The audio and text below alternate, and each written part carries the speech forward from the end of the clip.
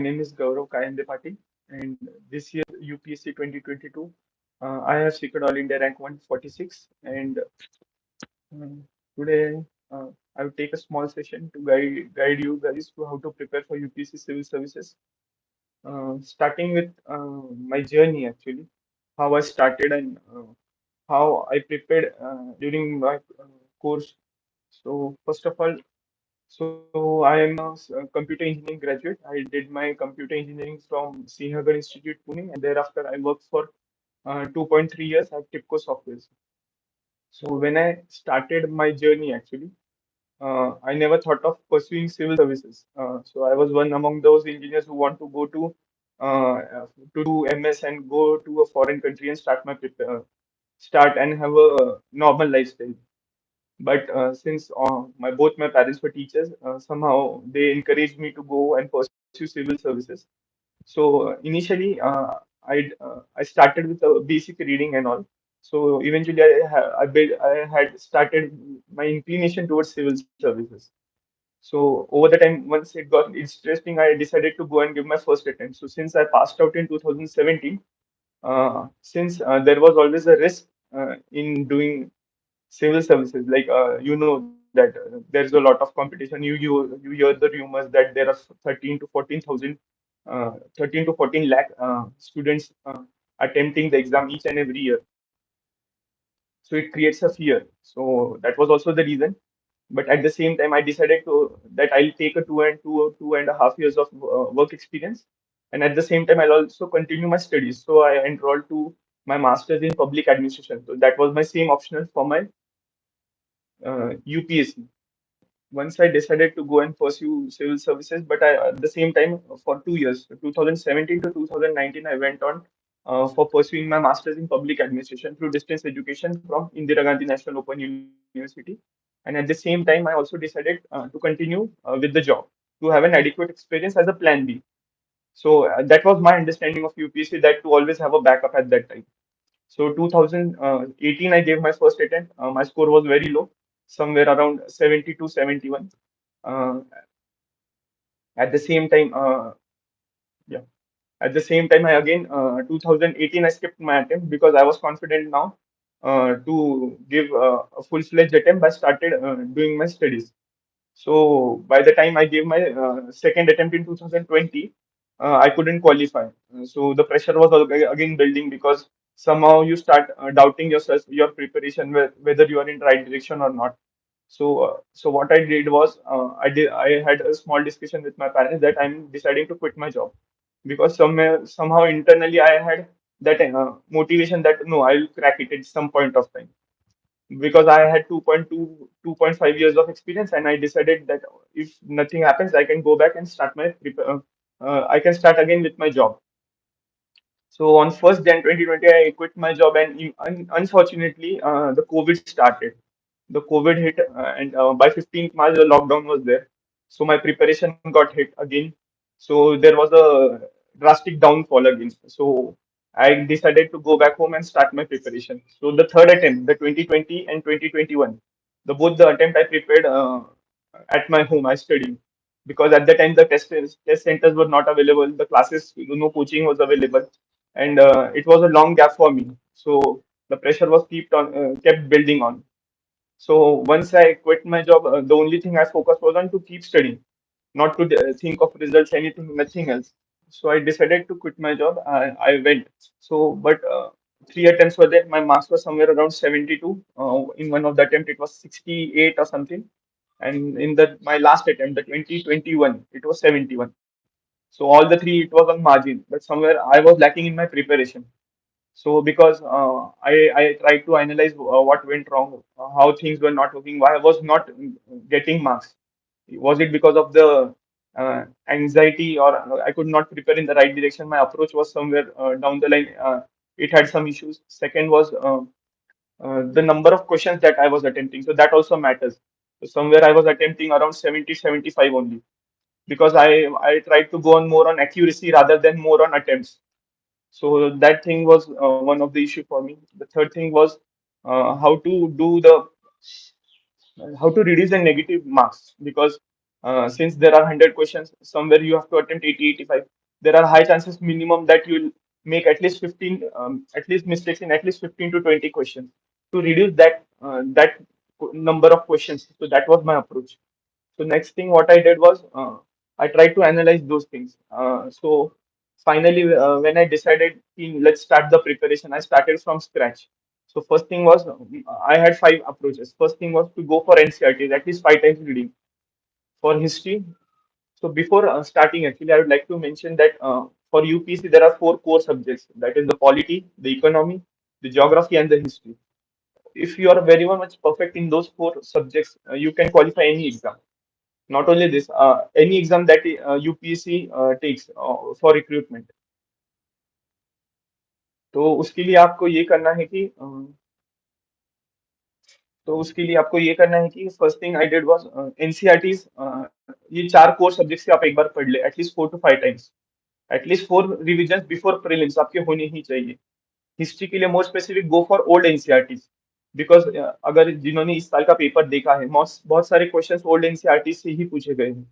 So 6 to 12 old plus new for history would be my suggestion.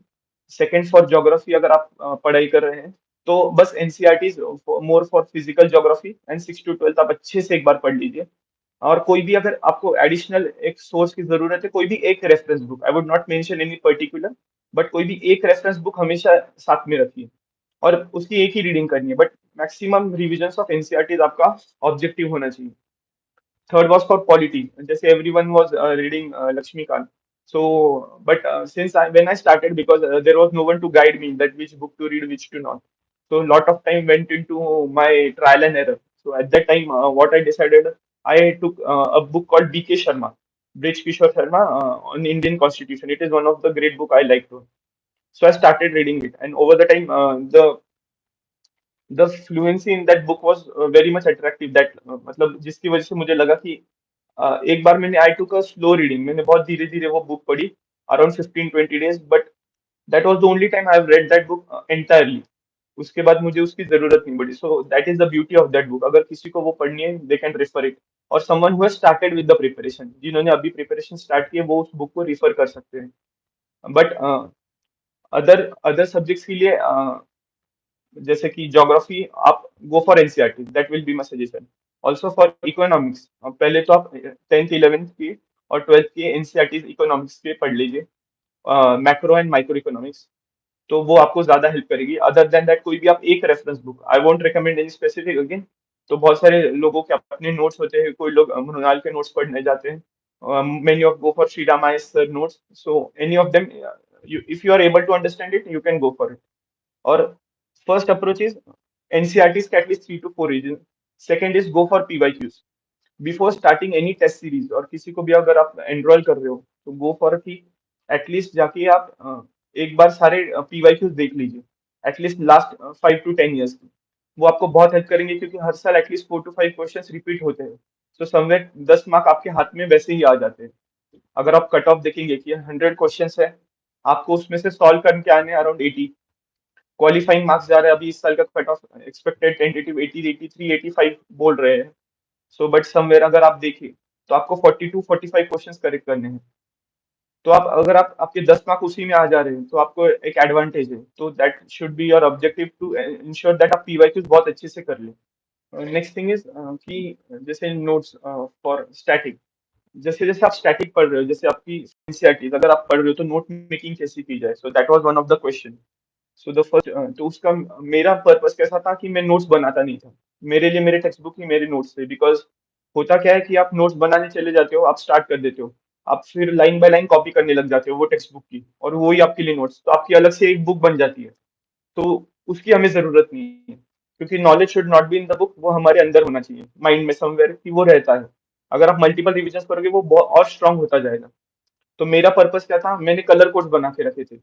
सो मैंने 4 type के colour codes या highlighters आप बोल लीजिए, मैंने 4 बना लिए थे. For yellow is for one time reading, अगर कोई चीज मुझे एक बार पढ़नी है कि मुझे याद है बट मुझे एक बार उसको रिवाइज करना है, so I will use a colour, yellow colour highlighter. Second was a red colour, कि उसको नहीं, उसको एटलीस्ट 2 से 3 बार पढ़ना है. थर्ड वॉज ब्लू, कि नहीं एटलीस्ट 4 टाइम्स रीडिंग करनी है. एंड ग्रीन वॉज कि नहीं, अभी पढ़ लिया है, you can just go through it whenever you are free. तो ऐसे 4 कलर कोड्स मैंने बना के रखे थे। सो when I did my first NCERT reading somewhere, तो मुझे इवेंचुअली 15 to 20 डेज लगे थे। 20-25 डेज अगर आप पूरा चारों कोर सब्जेक्ट्स को एक बार पढ़ने जाते हो with NCERT. So I did the same. मुझे अराउंड 25 डेज लगे। मैंने कलर कोर्स, मैंने पहली बार तो पेंसिल यूज की, सो की पेंसिल से जो जो चीज इंपॉर्टेंट चाहिए उसको हाईलाइट किया। मेक श्योर आप हर चीज अंडरलाइन ना करें। समवेयर आपको लगता है कि नहीं मैं ये चीज भी भूल जाऊंगा, बट ऐसा नहीं होता। आप जैसे जैसे ओवर द टाइम 3 या 4 रीडिंग करेंगे आपको हर चीज याद आने लग जाएगी। तो हर चीज को अंडरलाइन मत कीजिए, बस की वर्ड्स जो होते हैं उसको इधर सर्कल कर लीजिए, या उसके आगे में दो चीज मेरे ऐसा like I should do a P mark outside that, कि अगर कोई चीज है फॉर एग्जाम्पल पंड्यन पीरियड है या फिर संगम पीरियड का कुछ है, तो मैं वहां पे पी लिख दूंगा। So that use to help me कि अ, अगर मैं कोई चीज पढ़ रहा हूँ तो वो उसको प्रीलिम्स पर्सपेक्टिव से पढ़ रहा हूँ। अगर वहां पे कुछ फैक्ट है तो मैं वहां पे एफ लिख देता था सर्कल करके पेंसिल से। अगर कोई चीज मुझे मीन्स के लिए हेल्प कर सकती है तो मैं उसको सर्कल करके एम लिख देता था। सो अगली बार जब मैं भी वो चीज पढ़ता था मुझे अपने आप याद आता था, नहीं नहीं ये प्रीलिम पर्सपेक्टिव से है, तो इसमें मेरा अननेसेसरी जो मीन्स की चीजें हैं मैं वो नहीं पढ़ता था फॉर प्रीलिम्स। तो मेरा टाइम भी बच जाता था फॉर रिविजन। अगेन अगला स्टेप वाज कि जो कलर कोड्स होते थे, सो मैंने जब पहली बार बुक पढ़ी मैंने देखा कि अच्छा कोई चीज मुझे नहीं याद आ रही है, मैंने उसको येलो से हाईलाइट कर लिया था। नेक्स्ट टाइम मैं जब वो चीज पढ़ने गया, अगर फिर भी याद नहीं आ रही है, अगेन एंड अगेन मैंने उसको रेड से हाईलाइट कर दिया। Third time I use to highlight it with blue, और फाइनली ग्रीन। तो ओवर द टाइम होता क्या है, आपको अपना अपडेट भी प्रोग्रेस भी पता चलने जाता है, आपके नोट्स की जरूरत नहीं पड़ती, आपकी एक ही बुक आपका नोट्स होती है। तो एनसीईआरटी आपको वैसे बहुत हेल्प करती है कि आप कैसे पढ़े और कैसे कंटिन्यू करें। After NCERT the next thing was कि मेंस का कैसे प्रिपेयर करें। Actually I will tell you the time line actually. So usually बहुत सारे बच्चे जून जुलाई से, अभी जैसे प्रीलिम्स अभी खत्म हुआ तो people are preparing for 2024 attempt. So मेरा ऐसा था कि I divided my UPSC preparation in 3 parts, कि before prelims, during prelims and after prelims. That is the mains part. तो बिफोर प्रीलिम्स जैसे जून टू नवंबर था, आई इंश्योर कि मेरे 4 टॉपिक्स कंप्लीट हो जाए। First was my optional. Since मैंने मेरा मास्टर्स हो चुका था पब्लिक एडमिनिस्ट्रेशन में, तो मेरे पास एक डिसेंट अमाउंट के नोट्स थे। समवेयर मैंने वो नोट्स एक बार अच्छे से पढ़ लिए। जो रेफरेंसेस बुक थे सब एक बार ठीक से पढ़ लिए। 4 मंथ्स का पीरियड था, जुलाई अगस्त सितंबर अक्टूबर। और पैरेलली उसकी एक टेस्ट सीरीज लगा ली थी, जैसे कि क्योंकि मेरा इस लास्ट ईयर क्लियर नहीं हुआ था, तो लास्ट ईयर जिन बच्चों ने क्लियर किया था तो मैंने उनके साथ ही उनकी टेस्ट सीरीज लगा ली थी। सो तो उससे हुआ क्या, मेरी अकाउंटेबिलिटी सेट हो गई। I try to reach to that level of answer जो वो लिख रहे थे, because somewhere they were writing the means. तो मेरा एक कॉम्पिटिशन सेट हो गया था वर्चुअली कि मैं उनको compete करूँ हर चीज पे। So that help me. फिर जैसे कि उनके टॉपर्स कॉपी में देखता था। तो बिफोर प्रीलिम्स मैंने जुलाई से अक्टूबर अपना पहला तो ऑप्शनल सब्जेक्ट खत्म किया। सेकंड और सब्जेक्ट्स, ऐसे सब्जेक्ट्स जो मेंस के लिए है बट प्रीलिम्स के लिए नहीं है। For example world history, disaster management, internal security, ethics. तो ये और सब्जेक्ट जैसे गवर्नेंस भी, जैसे अगर कोई अदर देन जिसका पबाड या पॉलिटिकल साइंस ऑप्शन नहीं है तो उसको गवर्नेंस भी प्रिपेयर करना पड़ेगा। एग्रीकल्चर होता है, art and culture is again one of that. So I try to complete them, दो सब्जेक्ट्स। ये और सब्जेक्ट्स थे कि इनके मैं एक बार देख लूं, इनके नोट्स बना लूं। नोट्स मतलब बहुत स्पेसिफिक नहीं, ओनली द फैक्चुअल नोट्स। तो मैं उसको डेटा शीट बोलता था। The only thing I did was कि अगर फॉर एग्जांपल वर्ल्ड हिस्ट्री में कोई इवेंट हुआ है, वर्ल्ड वॉर, तो I should only right WW2, कौन से टाइम से स्टार्ट हुआ, कौन से टाइम पे एंड हुआ, और मेजर रीजंस। सो इतने मेरे माइक्रो नोट्स होते थे। सो अननेसेसरी बर्डन मत बना लीजिए कि आप हर चीज के नोट्स बनाएंगे, आपको एग्जाम से एक दिन पहले पढ़ने का मौका नहीं मिलेगा। सो आपको उस हिसाब से फ्यूचरिस्ट पर्सपेक्टिव रख के प्लान करना है कि अगर एग्जाम से एक दिन पहले मुझे पढ़ना है तो मैं कितना पढ़ूँ और क्यों पढ़ूँ।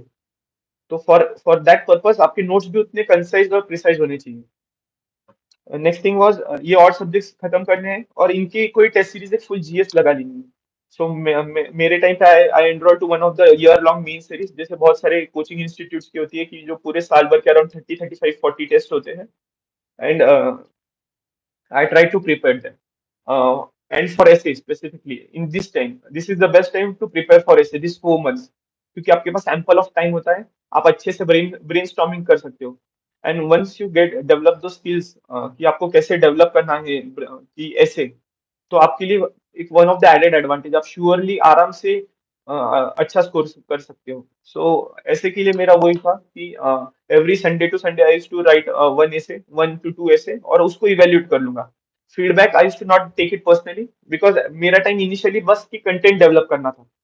स्ट्रक्चरिंग हम वो बाद में देख जाएंगे, पहले मेरे पास कंटेंट होना चाहिए टू राइट इट। इसमें आपका जीएस भी बहुत हेल्प करता है। जैसे जैसे आप जीएस सिलेबस पढ़ते जाते हो, तो अगर कोई टॉपिक आया है, जैसे फॉर एग्जांपल विमेन एम्पावरमेंट, तो विमेन के लिए आपको सोसाइटी, इंडियन सोसाइटी हेल्प करेगा, आपको जुडिशियल जो जजमेंट्स है वो आपके हेल्प करते हैं। फिर आपका एंशियंट हिस्ट्री हेल्प करता है कि कैसे कैसे एंशियंट टाइम में विमेन्स का रोल कैसे रहा था, जैसे Lopamudra, Lal Ded. So how this authors in Vedic period also help him to develop that essay. तो आप एक अच्छा सा फ्लो तैयार कर सकते हो वो ऐसे के लिए, जो आपको हेल्प करे अच्छे सा एक मार्क्स दिलाने में।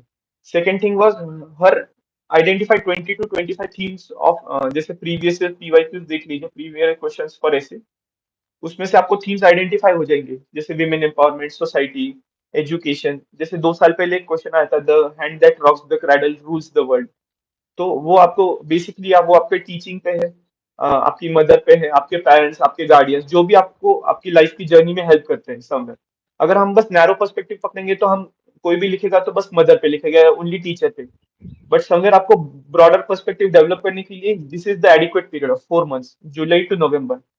ट्राई टू गो वॉच, मतलब देख लीजिए कि क्या क्या थीम्स हैं, उस पे अच्छे से आप पॉइंट्स निकाल सकते हैं। एटलीस्ट 10 10 पॉइंट्स आपके 10 पैसेज के लिए अगर इनफ है, तो आप अच्छे से वो 11 पेजेस भर सकते हैं समवेयर। ऐसे के लिए और एक मेरा सजेशन ये था कि जो दो ऐसे आते हैं, जैसे पार्ट ए और पार्ट बी में, मेक श्योर आप दोनों ऐसे दोनों अलग डायमेंशन से लिखें। जैसे इस साल का one of the essay was, history has seen the victory of romantic man over scientific man, और scientific man over romantic man. तो ये एक फिलोसॉफिकल ऐसे था। सो मैंने देखा कि बाकी के 5 ऐसे कोई सब लिखेंगे, तो आई ट्राई टू कि इस पे मेरे पास एडिक्वेट टाइम है क्या, मैंने ऑलमोस्ट हाफ एन आवर उस पे ब्रेनस्टॉर्मिंग की है। Finally I reach to the conclusion कि हाँ मैं इस पे लिख सकता हूँ। सो मैंने उस पे देखा कि अच्छा, अगर इस पे पॉइंट्स है तो इस पे कीवर्ड्स क्या है। So one of the keyword was history, history has scene witness. अगर हिस्ट्री में है तो मेरा ऑब्वियसली जो अप्रोच होगा इसे लिखने का, वो पास्ट, प्रेजेंट एंड फ्यूचर होगा। So that perspective I took it, and मैंने पॉइंट्स जॉट डाउन किए कि पास्ट में कैसा था। So I started with the before the dark age in Europe somewhere, followed by the renaissance period. उसके बाद the next part was कि कैसे उसको हम रिफॉर्म्स कर सकते हैं। सो दैट वाज माय पर्सपेक्टिव। तो ऐसे के लिए कोई भी एक यूनिफॉर्म अप्रोच मत रखिए। अगर दोनों ऐसे आप सेम पॉइंट अप्रोच से लिखते हो तो वो बहुत मोनोटोनस हो जाता है। तो सेम अगर आप दूसरा ऐसे लिखने जाओगे, तो मैंने the time to repair the roof is when sun shines, तो उसके लिए अप्रोच था कि बेसिक आप कोई भी फिलोसॉफिकल ऐसे की अंडरलाइंग वैल्यू आइडेंटिफाई कीजिए। जैसे the time to repair the roof is when sun shines, तो उसका था कि time management, punctuality in life and discipline. तो उस हिसाब से मैंने पेस्टल अप्रोच आइडेंटिफाई किया कि अलग अलग डोमेन्स में आप कैसे इसको अप्लाई कर सकते हो। तो वो आपको बहुत हेल्प करता है फॉर ऐसे। Again going for GS 1 and 2, आपको एनसीईआरटी बहुत हेल्प करती है समवेयर। उसी की that was also the reason I could score some good marks in it. Third was the GS 3 and 4। तो कहने का बस यही पर्पज है कि ये जो 4 मंथ्स में आप अपना मेंस का प्रिपरेशन अच्छे से कर लीजिए। आपके ऑप्शनल अगर कंप्लीट हो गया और आपका एथिक्स भी कंप्लीट हो गया, समवेयर 750 मार्क्स का प्रिपरेशन आपका हो गया है, अगर आप बहुत मैथमेटिकल होके सोच रहे हो तो। नेक्स्ट थिंग वाज, नवंबर से दिसंबर जैन तक ये टाइम था कि सिंस मेरे 3 प्रीलिम्स नहीं हो चुके थे, सो दैट आई डिसाइडेड कि no, not to take a risk and start with the prelims. So in that prelims I started कि मैंने 1 दिसंबर या 1 जनवरी से अराउंड स्टार्ट कर दिया था। आई स्टार्टेड विद एनसीईआरटी का। मेरे तब तक 3 रीडिंग्स हो चुके थे, fourth and fifth reading I did during दो 3 months, January, Feb and March. And at the same time मैंने प्रीलिम्स के 2 टेस्ट सीरीज एनरोल किए थे। तो पर्पस यही था कि अपने आप को बस टेस्ट करते रहना है समवेयर। आपको एक पॉइंट पे आप क्लासेस अगर कोई टेस्ट सीरीज एनरोल करते हो, आपको वो क्वेश्चंस आइडेंटिफाई हो जाएंगे कि कौन से रिपीटेटिव क्वेश्चंस पूछे जा रहे हैं। इवन दो क्लासेस आपके लिए बहुत टेस्ट पेपर्स डिफिकल्ट बनाते हैं, but somewhere they know the domains की यहाँ से क्वेश्चन आने की हाई पॉसिबिलिटीज है। तो उसको लाइटली मत लीजिए समवेयर। अगर प्रीलिम्स के टेस्ट पेपर सॉल्व कर रहे हो, go do that test, end of the day उसको रिवाइज कर लीजिए। अगर उस दिन नहीं करना, नेक्स्ट डे जाके रिवाइज कर लीजिए। तो आपको हेल्प होगा क्या कि आप समवेयर अराउंड 110 अगर आप full length test paper solve करते हो, you are very much good to go कि आप मेंस लिखने वाले हो। आपको you can have that confidence कि नहीं, मैं इस साल मेंस लिखूंगा। Always try to have that attitude कि नहीं, आज नहीं तो कल हो ही जाएगा। तो टेस्ट पेपर जब आप सॉल्व कर रहे हो, मेक श्योर आप जो आपको एक मॉडल आंसर या आंसर की मिलती है प्रीलिम्स की भी, तो आप उसके नोट्स ना बनाए, उसी में आप हाईलाइट कर लीजिए। एक होगा कि आपके पास जब आप 110 पेपर बना रहे हो, समवेयर आप सॉल्व कर रहे हो, आप हर पेपर को रिवाइज नहीं कर पाओगे। द बेस्ट थिंग इज आप उसी को हाईलाइट कर लीजिए। अगर कोई लोग आईपैड या लैपटॉप यूज कर रहा है, they can use that PDF highlighter and highlight it. So उससे होगा क्या कि आपके नोट्स आपके पास ही रहेंगे, आप एनी टाइम उसको तुरंत शॉर्ट में निकाल के यूजिंग दैट कलर कोड्स आप रिवाइज कर सकते हो। सो आपको रिवीजन जल्दी जल्दी होगी, आपके नोट्स अननेसेसरी बनेंगे नहीं, और आपके लिए एक एडवांटेज रहेगा। So for that January to March period was my prelims after solving 140, क्योंकि इस टाइम अगर आप देख रहे हो बच्चों के बहुत सारे पेपर्स निकल नहीं रहे। द सेकंड थिंग वाज कि negative marking, people are very much attempting more than 85 90 questions. I would avoid I would tell you not to do that, because UPSC 10 to 12 question ऐसे बनाएगी जो किसी से सॉल्व नहीं होंगे। हाँ, the more much we can do is कि हम जाके तुक्का मार लें, जो हमको नहीं करना है, क्योंकि एट द एंड हमको पता है इसमें हाई रिस्क है नेगेटिव होने का। समवेयर आपका मिनिमम अटेम्प्ट 80 का होना ही चाहिए। हाँ, बेस्ड ऑन द पेपर आप जब पहुंचते हो, तो thing you can do is you can try and identify कि अच्छा पेपर अगर बहुत फैक्चुअल है और डुएबल है, जिसमें एलिमिनेशन का स्कोप है, I can go and attempt 85। नहीं, अगर पेपर बहुत डिफिकल्ट है, you can reduce your attempt. So ये लास्ट मोमेंट डिसीजंस आपको पेपर में लेने हैं, बट उसके लिए आपको काम रहना पड़ेगा। और somewhere the only thing possible is जब आप एक्चुअल एग्जाम में जाके उस कंडीशंस में टेस्ट पेपर सॉल्व करोगे, rather than लोग usually what they do is they try to purchase the test paper और रूम में कहीं घर बैठ के दे रहे हो। So I would not recommend that. आप जाइए, आप बैठिए, पेपर को टाइमर लगा के सॉल्व कीजिए। समवेयर आपकी अकाउंटेबिलिटी भी उससे मेंशन पता चलेगी, आपकी खुद पे रहेगी। क्रिएट अ चार्ट कि अच्छा मैंने ये टेस्ट सॉल्व की, मुझे इतने करेक्ट है, इतने रॉन्ग है, जिससे आप अपनी एक्यूरेसी आइडेंटिफाई कर लेंगे। तो जब आपके पास ये एक्यूरेसी पता चल जाएगी, उससे होगा क्या कि आपको एक अपना एक्यूरेसी परसेंटेज पता चलेगा कि जब भी मैं 80 85 सॉल्व करता हूँ तो मेरे इतने करेक्ट आते हैं। तो आपको एक डिसेंट आपका पता है कि मुझे 90 95 मार्क्स लाने हैं, so somewhere I should go and attempt 85 और 87। तो वो आपको बहुत हेल्प करेगा। वंस यू क्वालिफाइड प्रीलिम्स, आपका नेक्स्ट थिंग इज कि न्यूज़पेपर, जैसे बहुत सारे लोग बोल रहे हैं कि in this entire journey newspaper को कैसे पढ़े। सो मेरा अप्रोच था कि आई स्टार्टेड माय न्यूज़पेपर रीडिंग, कोई भी एक newspaper, don't go for multiple newspapers until you qualify prelims और even means. I would suggest कि उसके लिए क्या करें, आइदर द हिंदू और इंडियन एक्सप्रेस, जैसे कुछ लोग मिंट भी पढ़ते हैं। आई वुड सजेस्ट कि द हिंदू या इंडियन एक्सप्रेस में से कोई भी एक सिलेक्ट कर लीजिए और पढ़ लीजिए। But the reading should stop by February और मार्च, बिकॉज उसके बाद आपके पास टाइम नहीं रहेगा कि आप इतना you can spend 1 to 2 hours of your day in reading newspaper, क्योंकि यूपीएससी का पेपर भी समवेयर 1 1.5 month पहले बन जाता है। तो आपको अननेसेसरी न्यूज़पेपर नहीं पढ़ने की जरूरत नहीं। हाँ, जैसे कि जब आप न्यूज़पेपर पढ़ रहे हो, अवॉइड पॉलिटिकल न्यूज़। हाँ, आइडेंटिफाई कुछ एडिटोरियल्स पहले पढ़ लीजिए, तो वो आपको एक अच्छा पर्सपेक्टिव मीन्स के लिए दे देंगे। अगेन उसके नोट्स बनाने की जरूरत नहीं है, जस्ट कुछ पॉइंट्स हो तो आप एक स्मॉल शीट साइड में रखिए जिसमें आप पॉइंट्स जॉट डाउन कर रहे हैं कि हाँ कुछ आर्टिकल मेंशन हुआ है क्या, कुछ जुडिशियल जजमेंट्स थे क्या। जैसे मेरे टाइम मीन्स के टाइम समवेयर ईडब्ल्यूएस का जस्ट जजमेंट आया था, so just jot down the points की कैसे जजमेंट अलग था, 3:2 का था, क्या क्या पॉइंट्स थे, एडवांटेजेस डिसएडवांटेजेस, बस। ओके, उसके बाद अगर आप न्यूज़पेपर पढ़ रहे हो तो वो आपकी वोकैब अच्छी हेल्प करेगा डेवलप करने में। तो आपको वोकेबलरी के कुछ कीवर्ड्स आपको अच्छे से मिल जाएंगे जो आप ऐसे में भी यूज कर सकते हो, जीएस में भी। तो समवेयर वो आपकी लैंग्वेज बहुत फॉर्मल बना देगा। सो कोई भी एक न्यूज़पेपर पढ़ लीजिए, बट मेक श्योर आप उसको फेब या मार्च तक जाके रोक दें। अननेसेसरी आप उसको अप्रैल में बिफोर प्रीलिम्स ना पढ़े, आपका बहुत टाइम वेस्ट होने के चांसेस है। नेक्स्ट थिंग इज, अगर आप आफ्टर न्यूज़पेपर, जैसे बहुत लोगों को याद है कि हम करंट अफेयर्स मैगजीन भी पढ़ते हैं, तो आप पढ़ सकते हैं, कोई भी एक ही पढ़िए। एंड दी एंड इज, क्योंकि क्या होता है कि अभी के टाइम पे अगर जैसे I have gone through some of those, because many of the magazines are almost 150 180 pages पर मंथ, तो वो पढ़ना थोड़ा डिफिकल्ट हो जाता है। अगर आप उसको डेली 30 30 या 20 पेजेस में डिवाइड कर दे, समवेयर आपके पहले मंथ के 10 डेज में आपकी वो मैगजीन खत्म हो जाएगी। Try to revise it twice a month, जैसे क्योंकि जैसे जैसे आपके रिविजन बढ़ेंगे, आपका टाइम भी कम होता जाएगा। तो आप उसको रिफर कर सकते हैं। एट द एंड कोई भी एक ही पढ़िए, अननेसेसरी उसको 2 या 3 पे मत जाइए, अपने सोर्सेस बहुत रेस्ट्रिक्ट रखिए। जैसे कि मैंने पहले भी कहा कि अगर जो चार कोर सब्जेक्ट्स है, polity, economy, geography and history, NCERT should be the primary books. Secondary will be at least one reference for each subject, followed by फिर जैसे कि जो अदर बुक्स है, जैसे एनवायरमेंट आता है, for disaster management you can refer many of those. For ethics what, बहुत लोगों का एक एक क्वेश्चन ये था कि एथिक्स के लिए कौन सा पढ़े. सो एथिक्स के लिए आई वुड सजेस्ट कि जैसे व्हाट आई डिड वाज, मैंने लेक्सिकॉन थोड़ी सी पढ़ी थी. Other than that only ice की प्रहार सीरीज में एथिक्स की एक बुक आई थी, सो that was one of the good books actually. मेरा पढ़ने का पर्पस ये था कि उसमें अच्छे खासे एग्जांपल्स थे, तो मैंने आई ट्राइड वाज कि मैं वो एग्जांपल्स कहीं लिख लूं. वो एग्जांपल्स मुझे बहुत हेल्प करेंगे रादर देन जब भी एथिक्स हम लिख रहे हैं, rather than giving many of the examples of bureaucrats, try to give more of the realistic examples, real life, जैसे ऑनेस्टी के कोई रियल लाइफ, आपकी इंडिविजुअल लाइफ के कोई एग्जांपल्स है, अगर आप वो आइडेंटिफाई कर सके बिफोर हैंड, तो वो आपके लिए बहुत एक एडेड एडवांटेज होगा, क्योंकि वो ज्यादा इम्पैक्ट करेगा जो सुपरवाइजर है.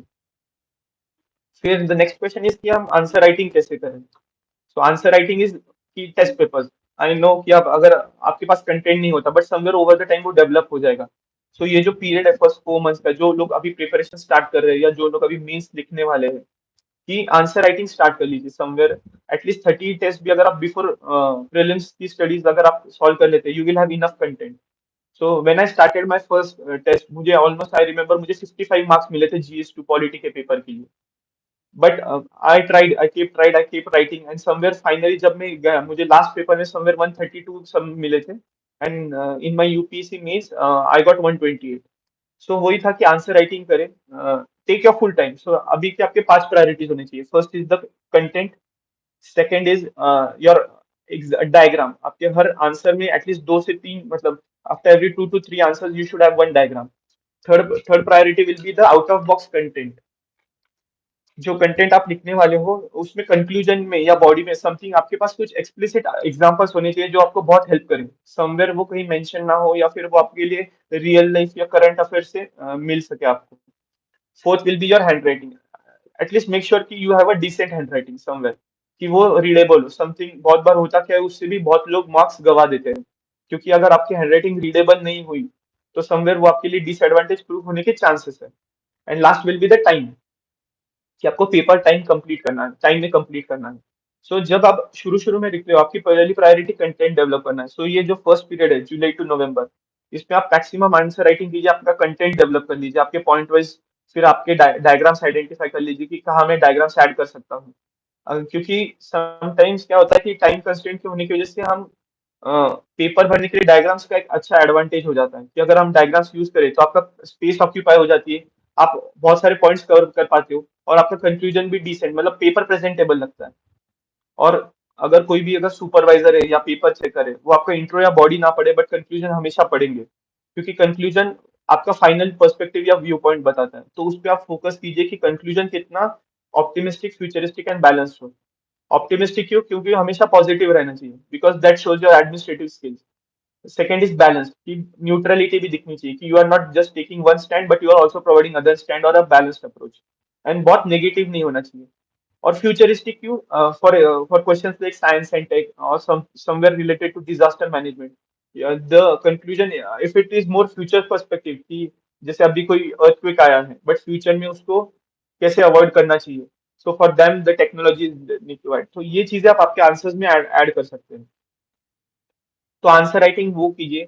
बाय द टाइम आपका प्रीलिम्स क्वालिफाई हो जाता है, आपकी प्रायोरिटीज चेंज हो जाएगी. First is the time management, somewhere आपको 3 घंटे में पेपर कंप्लीट करना है. सेकंड इज योर कंटेंट, आपका थोड़ा कॉम्प्रोमाइज हो जाएगा, बिकॉज यू वो 3 आवर्स में आप सबसे बेस्ट आंसर नहीं लिखोगे, बट आपको बेस्ट एवरेज आंसर लिखना है. और somewhere that will fetch you around 10 में से 4 से 5 मार्क. और अगर 15 मार्कर है तो एटलीस्ट 7 to 8 मार्क्स वो आपको फेच कर दे. क्योंकि अगर आपका एक भी क्वेश्चन छूट जाता है, तो you are out of the league. तो आपको वो एक चीज ध्यान में रखनी है कि आप वो चीज ना करें. समवेयर आपका पेपर 3 घंटे में कंप्लीट हो, you have a decent content, you have a diagram into your answer.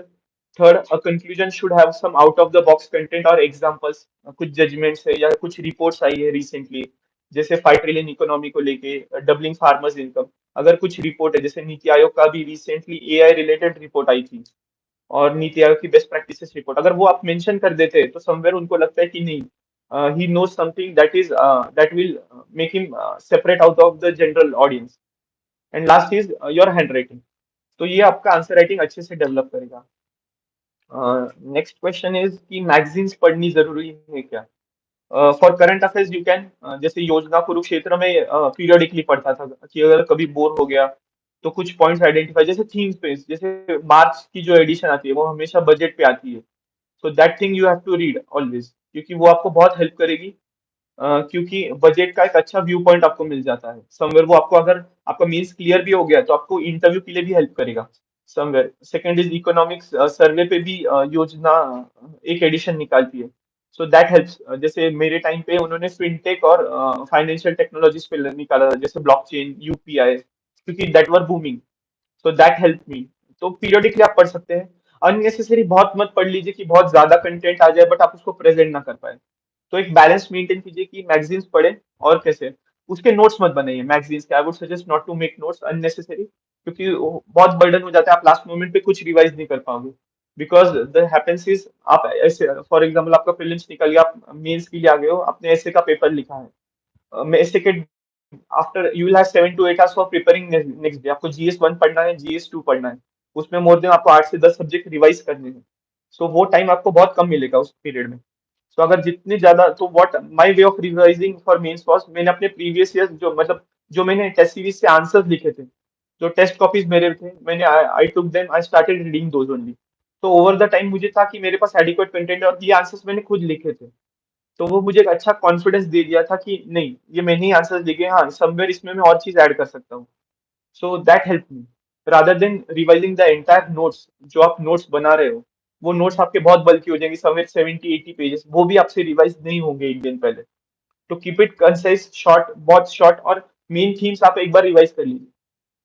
Have that confidence कि नहीं, ये चीज मुझे आती है. हाँ, the only thing is I need to recall. Recall कभी होगा जब आपने एडिक्वेट टेस्ट पेपर सॉल्व किए हैं. You will have that confidence. वो 3 घंटे आप बहुत कामली जाके अपना आंसर लिखोगे. अगर आपने कभी आंसर राइटिंग प्रैक्टिस की ही नहीं है, अगर आप मेंस में जा भी चले भी जाते हो, आपका प्रीलिम्स निकल जाता है, तो आपके लिए हमेशा डिसएडवांटेज रहेगा, क्योंकि आप कहीं ना कहीं पैनिक कर जाओगे. क्योंकि आपको 20 क्वेश्चंस लिखने हैं. अगर आप 10 मार्क का देखो, आपको 6-6.5 मिनट्स में खत्म करना होता है. 15 मार्कर आपको 7.5, 8 8 से 9 मिनट में खत्म करना है. अगेन, तो बहुत सारी चीजें मैटर करती है इसमें. सो आपको काम रहना पड़ेगा, तभी आप कंटेंट रिकॉल कर पाओगे अच्छे से, उसको फोकस कर पाओगे, आप उसको प्रेजेंट. अगर आपके शुरू के ही 3-4 आंसर खराब हो गए, तो वो आपके लिए बहुत ज्यादा डिसएडवांटेज रहेगा. सो ट्राई टू इंश्योर कि आप मैक्सिमम टेस्ट पेपर सॉल्व करें उसी एनवायरनमेंट में. तो लास्ट, जैसे कि फॉर मीन्स, मैंने लास्ट टाइम जितने भी ओपन मॉक्स थे मैंने सारे दे दिए थे. So almost 5. तो मैंने बाय द टाइम प्रीलिम्स और मेंस के बीच में 3 मंथ्स में I wrote almost 42 to 45 test papers. So वो मेरे लिए एक बहुत एडवांटेज रहा, क्योंकि जब पेपर फर्स्ट टाइम मेरे पास आया, I was not even scared of it. मैंने देखा कि अच्छा ये टॉपिक्स है. हाँ, थोड़ा टाइम मुझे ब्रेनस्टॉर्मिंग के लिए लगा ऐसे के लिए. But for GS 1, 2, 3 and 4 I was very confident कि नहीं, पेपर तो कंप्लीट हो जाएगा. मेरे पास डिसेंट कंटेंट भी अवेलेबल था. And hand writing I had, मतलब डिसेंट हैंड राइटिंग थी कि पेपर, मतलब जो सामने वाला पढ़ रहा है उसको पता चल जाए.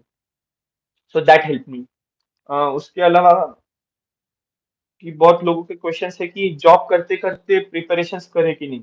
आई just check the questions one. Just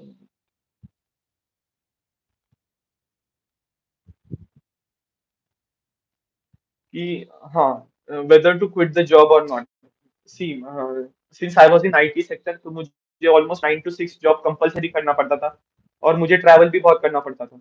so that proved an disadvantage. मैंने I tried giving 2 of the attempts while doing job, but उससे क्लियर कुछ हो नहीं रहा था. तो मेरा फाइनल ऑब्जेक्टिव ये था कि अभी अगर मुझसे नहीं हो रहा है, somewhere I have to give one sincere attempt जो मेरा लास्ट रहेगा. सो मेरा fourth attempt was my sincere attempt and last. And that was the only, कि जैसे 3 3 साल मेरे प्रीलिम्स भी क्लियर नहीं हुए होते, बट फाइनल अटेम्प्ट में I could clear my prelims, my mains as well as my interview. So that was कि आपका अगर एटीट्यूड उस डायरेक्शन में, आप उतने पॉजिटिव हो कि आप कर पाओगे.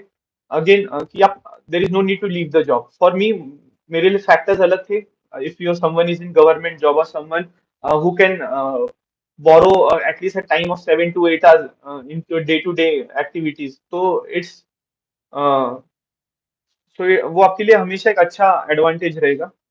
अगर आप 7 से 8 घंटे भी आपके लाइफ में निकाल पा रहे हो डेली, डेली एक्टिविटीज से, और आप उसमें स्टडी कर रहे हो, तो आपको जॉब छोड़ने की कोई जरूरत नहीं। आई नो कि वहाँ पे फाइनेंशियल कंस्ट्रेंट्स रहते हैं, फैमिली प्रेशर भी होता है हर चीज पे, आपको बहुत सारी, आपको आपका फ्यूचर भी सिक्योर करना होता है।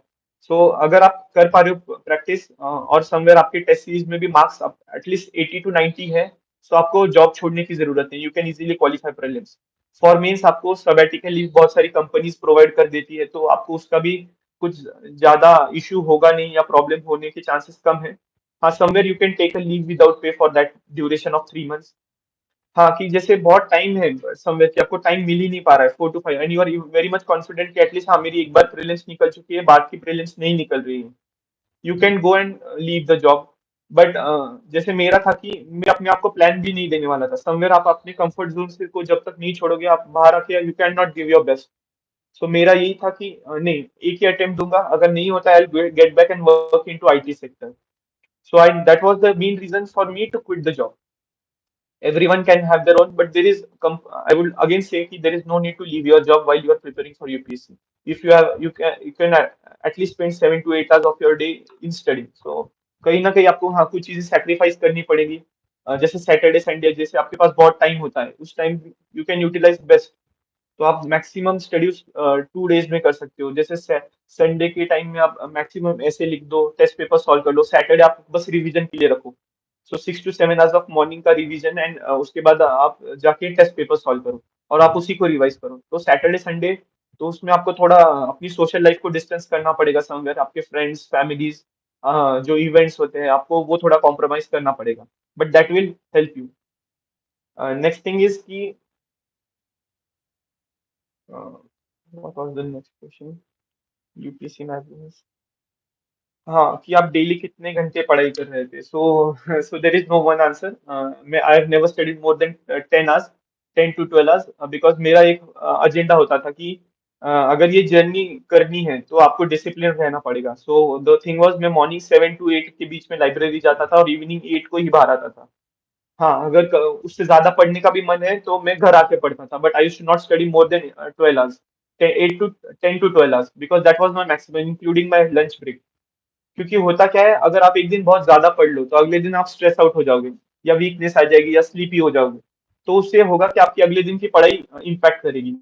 सिंस ये जर्नी पूरे एक साल की है, मतलब एक साल का प्रिपरेशन है, एक साल की एग्जाम, तो आपको इसमें कंसिस्टेंट रहना चाहिए। तो कंसिस्टेंट के लिए आपको एक डिसिप्लिन लाइफस्टाइल अडॉप्ट करनी पड़ेगी सबको। आप अननेसेसरी बहुत कम भी नहीं पढ़ सकते, या ज्यादा आपको मेंश करना पड़ेगा कि 12 hours are it's a decent time. आप अच्छे से मॉर्निंग के 2 आवर्स न्यूज़पेपर पढ़ सकते हो, उसके आगे के 3 to 4 आवर्स आप प्रीलिम्स का प्रिपेयर या मेंस की आंसर राइटिंग कर सकते हो। इवनिंग में समवेयर जब आपको स्लीपी लग रहा है, आप समवेयर एक टेस्ट पेपर सॉल्व कर दो, because that makes your mind active, या सीसेट की प्रैक्टिस कर लो। सो वो आपका बहुत हेल्प करेगा, एंड इवनिंग में आप मेंस आंसर राइटिंग करके आप वापस आ सकते हो। सो आपका एजेंडा आपकी इंडिविजुअल अप्रोच से होगा। I can not tell you कि कोई एक सिंगल अप्रोच नहीं है। जैसे इस साल भी मोर देन 900 स्टूडेंट सिलेक्ट हुए हैं, each had their own schedule, own planning, own approach. तो आपका भी अपना होना चाहिए। हाँ, समवेयर एक डिसेंट टाइमलाइन की 10 to 12 आवर स्टडी आपके लिए एडिक्वेट हो जाएगी। Second thing is CSAT, कि सी सैट को कैसे प्रिपेयर करें। जैसे इस साल का सी सैट अभी बहुत डिफिकल्ट आ गया है।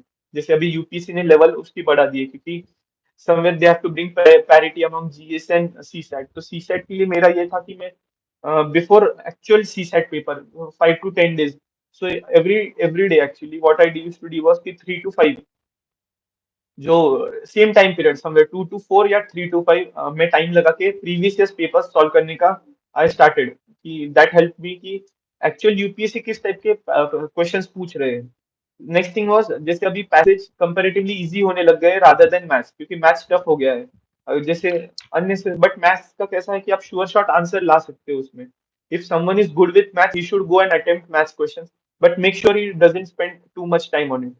कि अगर हम बहुत सारा टाइम स्पेंड कर देते हैं, आखिर में आंसर भी नहीं है और आपका टाइम भी चला गया।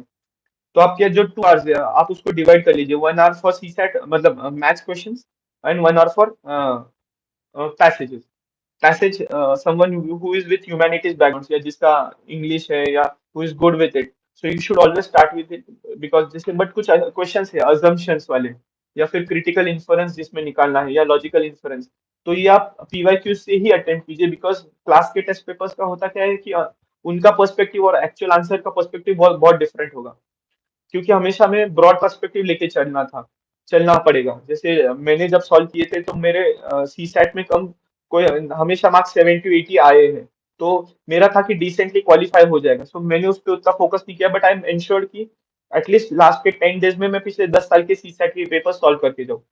हाँ, उसके अलावा अगर किसी का सी सेट बहुत वीक है, आई वुड सजेस्ट कि आप आर एस अग्रवाल करके एक सी सेट की बुक आती है, जो ओल्ड वाली वर्जन है। It's a short book, currently I don't have it to show you guys, but अगर आप वो बुक रेफर करते हो तो वो आपके लिए बहुत हेल्प करेगी। सो मेरा ऐसा था कि लास्ट मतलब 2 months before I should start solving odd and even questions. जैसे अगर आज मैंने टाइम, डिस्टेंस एंड स्पीड का चैप्टर लिया, तो I will solve question number 1, question number 3, question number 5, question number 7 and 9। So उससे होगा क्या, daily to solve 5 to 10 questions, और मैं बुक बंद कर देता हूँ। अगले दिन I will go and solve 2, 4, 6, 8 and 10। तो होता क्या था कि मेरी प्रैक्टिस कंटिन्यू रही थी।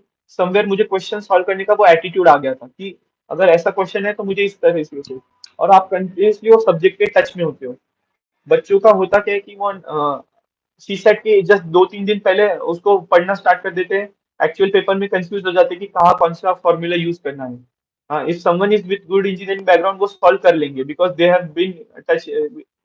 Been in touch with that subject for a long period. But for people with humanities background, अगर they need to prepare for CSAT, I would suggest at least 1 month before आप ये book उठाएं और उसके sum solve करना start कर दें। वो आपको हेल्प करेगी। बहुत सारे क्वेश्चन थे, जैसे permutation, combination, probability, time distance. तो दिस क्वेश्चन अगर आप एटलीस्ट 10 क्वेश्चन भी अच्छे से सॉल्व कर पाए तो आपके 25 मार्क्स आ जाएंगे।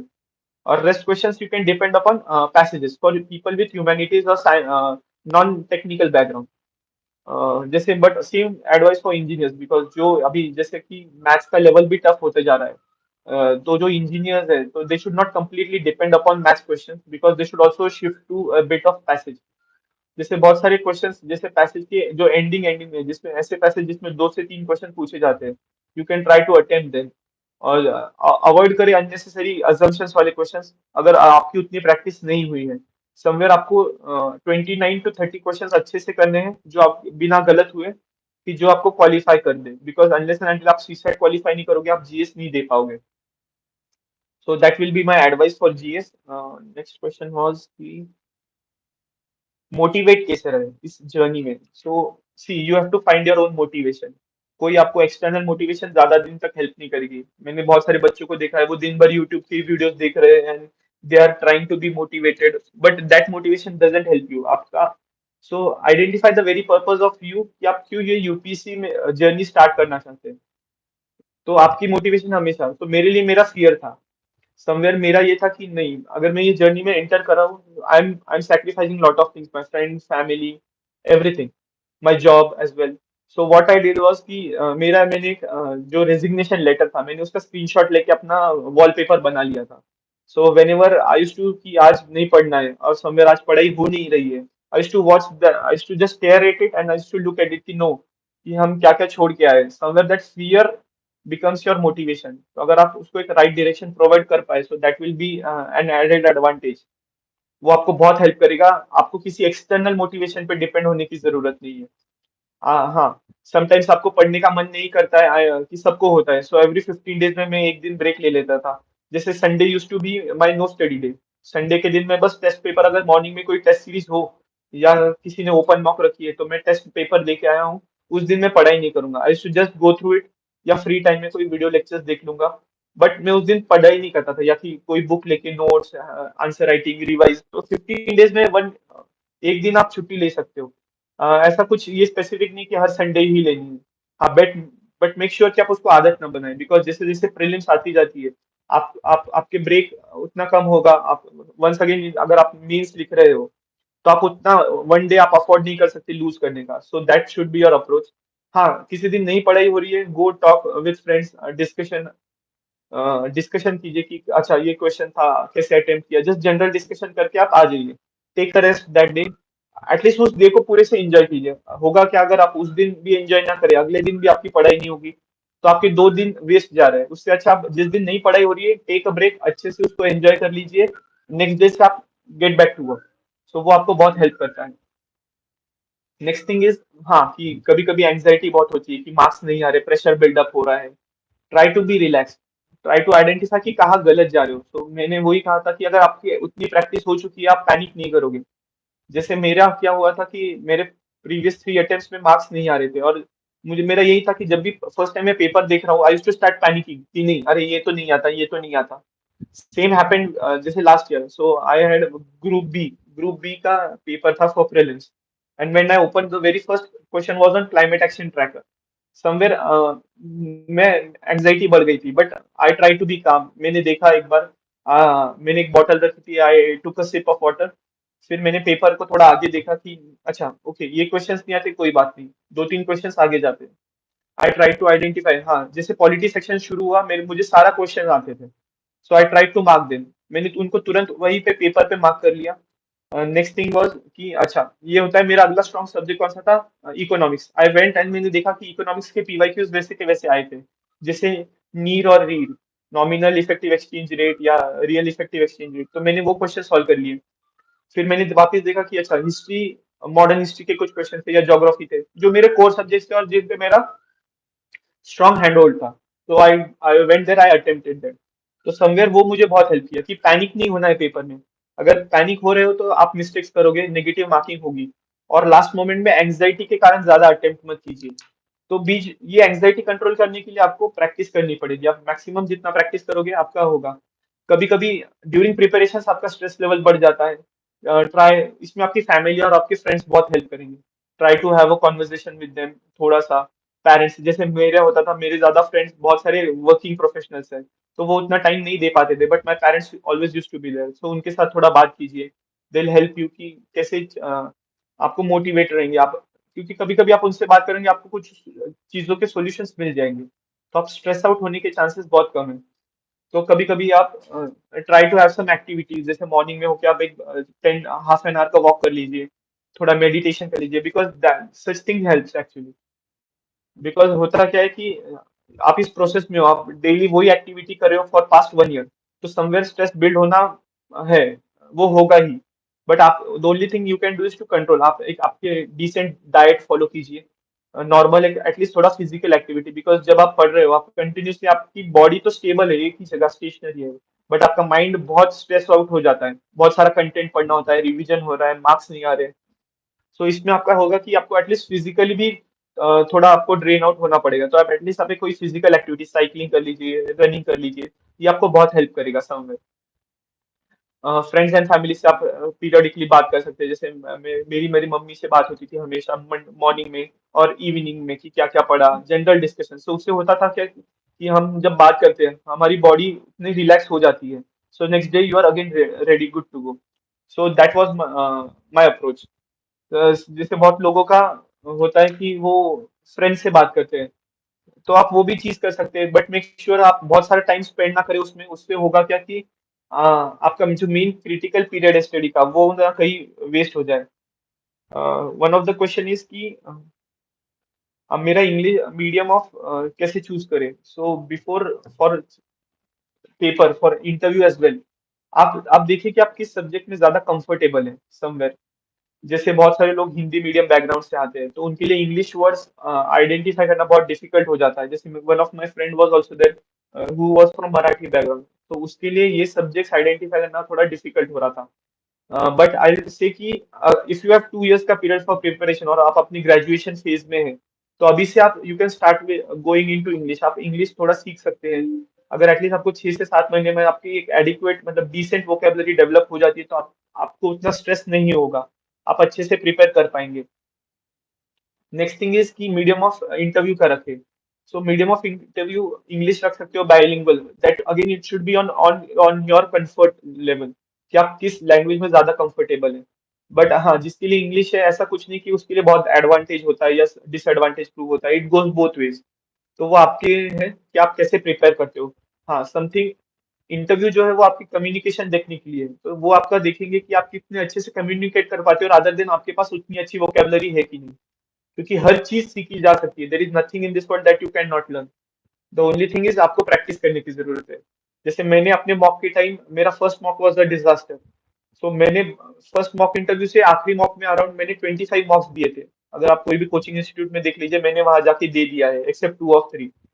सो मेरा वही था कि अगर मैं कोई भी चीज कर रहा हूँ, आई शुड इंश्योर कि मैं मैक्सिमम उसको टेस्ट करूँ। जैसे प्रीलिम्स के लिए भी 100 एंड 110 test papers, prelims to mains के बीच में जो मेंस के अराउंड 45 टेस्ट, मतलब अराउंड मैंने GS 1 2 3 4 के 6 to 7 इटरेशंस लिखे थे सेम यूपीएससी पैटर्न पे। जैसे आज अगर मैं ऐसे लिख रहा हूँ, अगले दिन जाके GS 1 और GS 2 लिखूंगा, उसके अगले दिन GS 3 और 4, ऐसे करके मैंने एटलीस्ट 7 इटरेशंस कंप्लीट कर दिए थे, 7 to 8 iterations. Same for interview, अगर मैं इंटरव्यू भी दे रहा हूँ, आई इंश्योर कि एटलीस्ट 20 to 25 मार्क्स दे के ही आऊंगा, क्योंकि हर इंटरव्यू में मुझे कुछ अच्छे क्वेश्चंस पता चलेंगे, कुछ लैंग्वेज के सजेशंस भी मिलेंगे। तो लैंग्वेज और मीडियम जो है वो आपके मतलब जिसमें आप ज्यादा कंफर्टेबल हो, आप वो सिलेक्ट कीजिए। So that was one of the question. Next thing is कि यूपीएससी के लिए दिल्ली जाना जरूरी है कि नहीं? I don't think so, there is nothing as such, क्योंकि इस साल के बहुत सारे बच्चे हैव बीन प्रिपेयर्ड जो अपने होम टाउन से ही प्रिपेयर कर रहे हैं। मेरा जाने का रीजन यही था कि तब लॉकडाउन था और रिसोर्सेस अवेलेबल नहीं थे, जैसे टेस्ट सेंटर्स ओपन नहीं थे, because I use to live in Pune at that time, तो मेरे पास रिसोर्सेस अवेलेबल नहीं थे, तो that was the only reason I went to Delhi. Next thing is कि और ऐसा कुछ नहीं है कि वहां जाके ही आप आईएएस बनोगे या यूपीएससी क्लियर करोगे, so there is nothing, it's a myth. क्योंकि it's all upon your self कि आप कितना हार्डवर्क करते हो, आपका आप कैसे अपने आप को डायरेक्ट करते हो उस डायरेक्शन में, कैसे आपका अप्रोच है, आप कितना प्रैक्टिस करते हो। सेकंड इज कि how to select the option. So, who are for those candidates who are trying to start preparation from this year, the first thing is always go and check the syllabus. आपका syllabus आप एक बार देख लीजिए, आपको जिस subject में interest है। Somewhere होता क्या है कि हमको सब्जेक्ट बहुत इंटरेस्टिंग लगता है बट मार्क्स नहीं आते। जैसे for me public administration was one of the subject जो हर लास्ट 2 3 ईयर से मार्क्स दे ही नहीं रहा था समवेयर, कि बहुत चैलेंजेस थे कि उस सब्जेक्ट में लोग बहुत कम बच्चे सिलेक्ट हो रहे थे। फिर मैंने देखा कि बहुत सारे लोग PSIR, एंथ्रोपोलॉजी, सोशियोलॉजी लेके चल रहे हैं, बट मेरा ये था कि मेरा मास्टर्स कंप्लीट हो चुका था। आफ्टर 3 अटेम्प्ट्स मेरा तो प्रीलिम्स भी नहीं निकल रहा था। At this point of time suddenly एक नया ऑप्शनल पढ़ना मेरे लिए एक अफोर्डेबल चॉइस नहीं था। सो व्हाट आई डिड वाज कि मैंने अपना सिलेबस एक बार वापस देख लिया, ट्राई टू थिंक कि वो कहाँ कहाँ ओवरलैप हो सकता है। जैसे पब्लिक एडमिनिस्ट्रेशन का एक एडवांटेज था कि वो एथिक्स इन पब्लिक एडमिनिस्ट्रेशन जो GS 4 का टॉपिक है उसमें ओवरलैप हो रहा था, GS 2 में गवर्नेंस और पॉलिटी में ओवरलैप हो रहा था, समवेयर दैट हेल्प मी। जैसे डिजास्टर या इंटरनल सिक्योरिटी में वो भी बहुत हेल्प किया था। सो समवेयर की गवर्नेंस पब्लिक एडमिनिस्ट्रेशन का एक पार्ट था, तो मेरे लिए बहुत सारी चीजें ओवरलैप हो गई थी, तो मुझे उसके लिए ज्यादा पढ़ने की जरूरत नहीं थी। हाँ, जैसे टॉपिक्स बहुत थे, सोर्सेज भी बहुत लिमिटेड ही थे, तो मेरा ये था कि जो भी पढ़ना है इतने सब्जेक्ट्स में से ही पढ़ना है, इतने टॉपिक्स को ही पढ़ना है। सो अराउंड 30 to 33 टॉपिक्स थे जीएस पेपर 1 2 मिला के। सो मेरे शॉर्ट ड्यूरेशन में वो कंप्लीट हो गए थे। तो आई सजेस्ट कि अगर किसी को कोई ऑप्शनल सिलेक्ट करना है जो आपका ग्रेजुएशन का सब्जेक्ट है, मेक श्योर कि आप 3 चॉइसेस देखें। फर्स्ट इज कि सिलेबस एक बार देख ले कि वो कितना है, आपको कम से कम पढ़ना पड़े, आपके पास उतनी रिसोर्सेस अवेलेबल हो। थर्ड थिंग, उस पर कोई टेस्ट सीरीज अवेलेबल होनी चाहिए मार्केट में। ऐसा ना हो आप बहुत रैंडम ऑप्शनल ले ले और वो आपको मार्क्स भी ना दे, ना आपके पास टेस्ट सीरीज हो। फोर्थ प्रायोरिटी होगी कि आप उसके सोर्सेस अवेलेबल हो, जो रिसोर्सेस जैसे कोई टेस्ट सीरीज हो, तो वो आप अच्छे से आइडेंटिफाई कर लो कि ये टेस्ट सीरीज में है। और सेकंड कि वो फोर्थ ऑप्शन की वो मार्क्स भी दे रहा है वो सब्जेक्ट। जैसे आप हर साल देखते हैं कि एंथ्रोपोलॉजी, सोशल, ह्यूमैनिटीज बैकग्राउंड के जो सब्जेक्ट्स हैं वो मार्क्स देते हैं। तो आप वो भी देख लीजिए कि अगर आपका टेक्निकल बैकग्राउंड है तो यू कैन गो फॉर, जैसे बहुत लोग जो इंजीनियरिंग बैकग्राउंड के दे गो प्रीफर मैथ्स, तो आप वो भी एक एडवांटेज, मतलब उनके लिए एडवांटेज होता है। But for people with humanities background they can always go for sociology, anthropology optional. For me public administration का पर्पस यही था कि if you are going to become an administrator in going other, अगर आप select हो जाते हो, आप एडमिनिस्ट्रेटर ही बनने वाले हो, सो ये सब्जेक्ट्स आपको काफी हेल्प करते हैं आगे के एडमिनिस्ट्रेशन समझने में। So that was my the only sole agenda. So मैंने वही पर्पस लेके पब्लिक एडमिनिस्ट्रेशन ऑप्शनल सिलेक्ट किया था और मैंने उसी से प्रिपेयर किया था। And eventually that help, because that is also the reason मुझे काफी अच्छे मार्क्स आए। मेरा प्रिपरेशन उस लेवल तक का हो चुका था कि मैंने somewhere I scored 140 in paper 1 and 148 in paper 2। So same approach मैं वही बोलूंगा कि हमेशा सिलेबस पहले देख लीजिए, आपका सिलेबस रिवाइज होना चाहिए। और जब आप आंसर राइटिंग कर रहे हो, मेक श्योर कि आप जो सिलेबस में दी गए कीवर्ड्स है वो आप अपने आंसर में कहीं ना कहीं मेंशन करो, बिकॉज दैट शोज कि नो आपका सिलेबस के साथ अलाइंड हो। बिकॉज जो जो भी पेपर चेकर है, he might not know all the content that you are writing, but he knows the keyword of that specific topic. जैसे अगर आप सिटीजन सेंट्रिक एडमिनिस्ट्रेशन कर रहे हो, समवेयर आरटीआई आना चाहिए आपके इसमें, Sevottam model, public grievance redressal, governance. तो ये चीजें अगर आप मेंशन करते हो तो वो आपके आंसर को एक अच्छा प्रेजेंटेबल बनाता है, समवेयर मोर टेक्निकल भी बनाता है कि ये एक ऑप्शनल की तरह लिखा हुआ सब्जेक्ट है, not a general GS answer. तो that will help you optional select करने में। सो आई वुड रेकमेंड कि आप एक बार सब सारे टॉपिक्स जो भी आपको इंटरेस्टेड है आप देख लीजिए कि उसका सिलेबस देख लीजिए। अगर कोई टॉपर्स आपके इसमें है कांटेक्ट में कि जो सिलेक्ट हो चुके हैं या one who is scoring good marks, आप उनसे एक बार बात कर लीजिए कि इस हर एक ऑप्शनल को कैसे अप्रोच किया जाए। जैसे हर ऑप्शनल का अलग सब्जेक्ट अप्रोच होता है। जैसे मेरे लिए पेपर टू का, for public administration paper two मेरे लिए था कि जब मैंने सिलेबस देखा तो सारे टॉपिक्स एआरसी के रिपोर्ट्स में अवेलेबल थे, the same ditto there applicable. So what I did was, मैंने एआरसी की एक समरी बुक कहीं से मार्केट से परचेज कर लिया और मैंने अच्छे से एक बार रीड कर ली। सो दैट हेल्प मी कि जब भी मैं आंसर लिख रहा था, आई यूज्ड टू मेंशन कि एआरसी में ये चीज का ये रिकमेंडेशन दिया हुआ है। सो ये मेरे लिए हमेशा एक एडवांटेज था कि मेरे हर कंक्लूजन में वो रिपोर्ट का नाम मेंशन होता था। समवेयर कोई कमीशन की रिपोर्ट है for centre state relation, for example सरकार या कमीशन, कुंची कमीशन, तो मेरे पास उनके rather than just committee reports, मेरे पास उनके कमिटी रिपोर्ट्स के सजेशंस भी अवेलेबल थे। और मैं I was very much able to link them to the demand of the question. तो आंसर राइटिंग में आपको वो एक हेल्प करेगा ऑप्शनल के। यूपीएससी की तैयारी ऑनलाइन करनी चाहिए या offline? So both ways it is possible. Online जैसे कि अगर आप बहुत रिमोट लोकेशन पे हो या समवेयर आपके पास रिसोर्सेज अवेलेबल नहीं है, आप ऑनलाइन प्रिपरेशन कर सकते हो। जैसे खुद मैंने एक साल कोविड का ऑनलाइन प्रिपेयर किया था। तो देर इज नथिंग सच थिंग्स। हाँ, अगर आपके पास कुछ ऑफलाइन के रिसोर्सेस अवेलेबल नहीं है, you can definitely get it कोई मार्केट से, या कोई आपके कांटेक्ट है जो दिल्ली में है जो आपको प्रोवाइड कर सकते हैं, आप उनसे ये चीजें ले सकते हैं, वो आपको बहुत हेल्प करेंगे। देन नोट्स पढ़ने चाहिए या टेक्स्ट बुक? अगेन मैंने कहा था कि नोट्स से ज्यादा आपको टेक्स्ट बुक हेल्प करेंगी, more specifically NCERT, because the very purpose of NCERT is की ये एक ऐसी बुक है जो नॉर्थ वाला बंदा भी पढ़ेगा, साउथ वाला भी पढ़ेगा, नॉर्थ ईस्ट सेंट्रल हर हर रीजन के बंदे पढ़ेंगे। Because people might not read all the reference book. अगर आप क्वेश्चंस भी देखें बहुत सारे, जैसे 2 years बिफोर एक क्वेश्चन आया था कि मदना पल्ले पे कि what is Madanapalle famous for, और something with reference to Madanapalle. अगर आप ऑप्शंस देखें तो वो उन्होंने वो वाला क्वेश्चन पर्टिकुलरली एनसीईआरटी की जो फर्स्ट पेज पे नेशनल एंथम था उसके नीचे एक फैक्ट मेंशन किया था कि that was the place where Rabindranath Tagore had first translated the national anthem Jana Gana मन। सो इस हिसाब से कि यूपीएससी बहुत बेसिक्स पूछेगी, तो समवेयर वो बेसिक्स बस वो एनसीईआरटी नहीं है, तो आपका एनसीईआरटी फाउंडेशन होना चाहिए हमेशा for your preparation.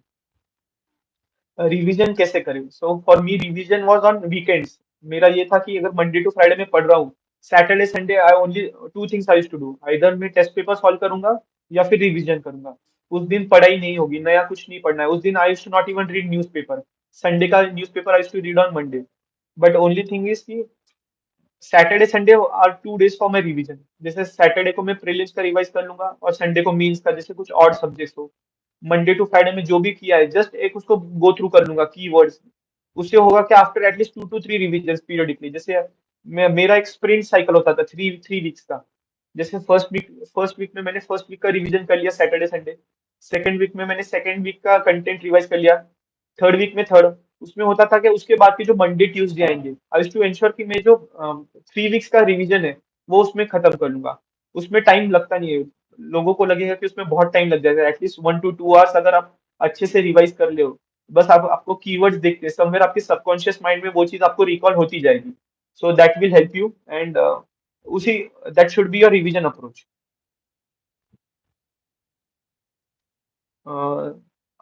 How was my interview experience actually? So when I went actually, my interview was on very late actually. This time it was on almost on 8th May, the second last week.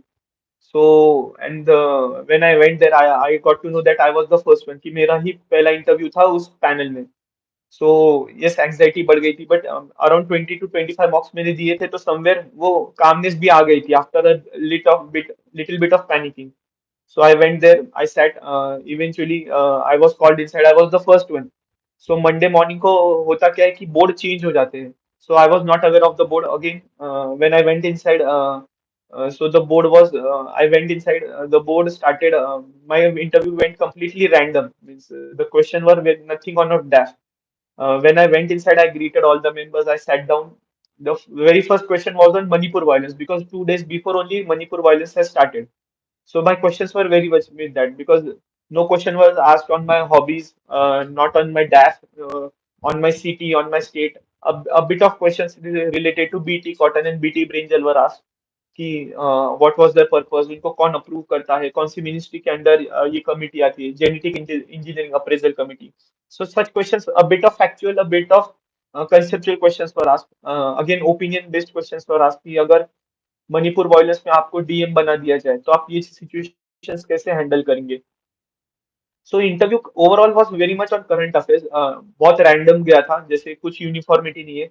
But the basic thing is, जो चीज आपके हाथ में नहीं है, आप उसको नहीं कंट्रोल कर सकते आप, because there are 5 panel members somewhere around with 150-200 years of experience. So आप उनको, अगर आप क्लू भी देंगे कि नो मुझे ये चीज नहीं पता, तो आप पोलाइटली उनको डिनाई कर सकते हो, sorry sir I have not read about it, I need to read about this, because, और sorry sir I am not able to recall but I know about it. तो इट्स फाइन. वो there is nothing grilling, जैसे आपको YouTube पे बहुत बार दिखाया जाता है कि बहुत सारा ग्रिलिंग होता है इंटरव्यू में, बहुत सारे काउंटर क्वेश्चन होते हैं, वैसे नहीं. बोर्ड हमेशा कॉर्डियल रहेगा. वो आपके हर एक क्वेश्चन को सुनेगा, आपके आंसर्स को सुनेगा, the way you present it. So there is not a single कि आपको कोई चीज नहीं पता तो वो आपके लिए डिसएडवांटेज, ऐसा कभी नहीं होता. आपको कोई चीज नहीं पता, आप जाके उसको पढ़ सकते हो. और इसीलिए मेरा मेरा वही सजेशन है, आप मैक्सिमम इंटरव्यूज दो, आपको हर इंटरव्यू में कुछ नया सजेशंस मिलेगा. Take it in a positive way. वो क्वेश्चंस जाके पढ़िए, वो आपको हेल्प करेगा. Same happened with actual interview. जैसे वहां पे उन्होंने एक क्वेश्चन मुझे एआई के लिए पूछा था, कि एआई का इम्पैक्ट ऑन गवर्नेंस, क्योंकि since public administration was my optional and I was from computer engineering background, तो उन्होंने एआई का इम्पैक्ट गवर्नेंस पे पूछा था. So I was very much able to answer that question in a decent way. तो मेरे पास अच्छे खासे पॉइंट्स थे. Try to answer the questions pin point, मतलब अननेसेसरी उसको घुमाइए मत. Try to stick to the question. आप उसको पॉइंट वाइज बुलेटिन फॉर्म में अगर आप आंसर्स कर पाते हो, वो आपके लिए बहुत एक अच्छा एडवांटेज है, because that shows your personality की एक प्लान पर्सनैलिटी है. समवेयर आपको टॉपिक उसको सेग्रीगेट करके उसको आंसर करना होता है. सो इंटरव्यू बहुत कॉर्डियल होता है, उसमें अननेसेसरी ग्रिलिंग नहीं होती. सारे मेंबर्स टर्न बाय टर्न आपसे क्वेश्चन पूछेंगे and it is one of the good experience in life. Next question.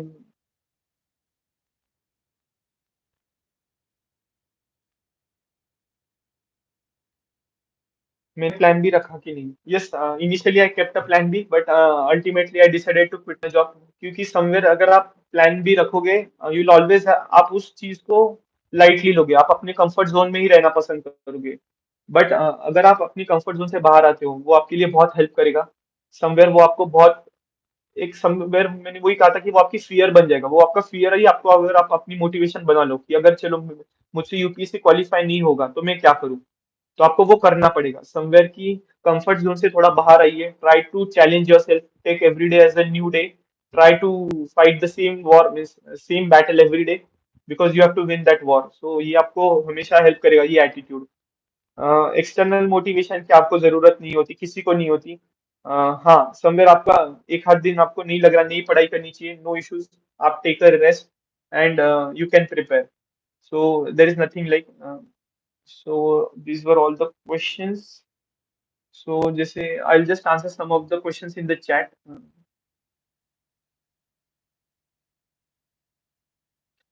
जैसे कि sir you made digital notes और hand written, both actually depend on the context of the situation. कि अगर जैसे मैं prelims का पढ़ रहा हूँ तो मेरे पास मॉडल आंसर सॉफ्ट कॉपी पे मिलते थे.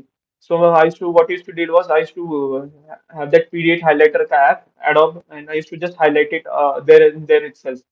बट जब अगर मैं एनसीईआरटी पढ़ रहा हूँ तो मेरे नोट्स वो एनसीईआरटी ही होते थे. I to keep a highlighter with my self and उसको मैं वहीं पे हाईलाइट करके उसी को रिवाइज करूंगा. So that actually help me. Next question is how to prepare UPSC with IT job. So again I said, अगर आपके पास डिसेंट इनफ टाइम है और एटलीस्ट आप 6 to 7 hours आप अपनी लाइफ डेली एक्टिविटीज में से निकाल सकते हो, तो you can very much prepare.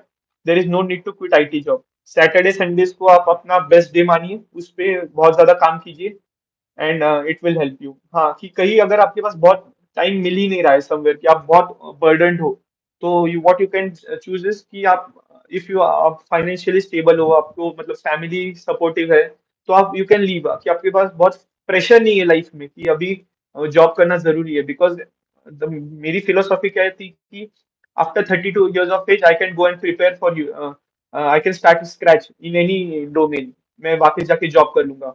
But अगर यूपीएससी मुझे बस 6 अटेम्प्ट दे रहा है समवेयर अराउंड 32 एज तक, अगर मुझे ये पहले खत्म करने हैं समवेयर, आखिरी में ये रिग्रेट ना होना जाए कि मैंने कभी ट्राई ही नहीं किया।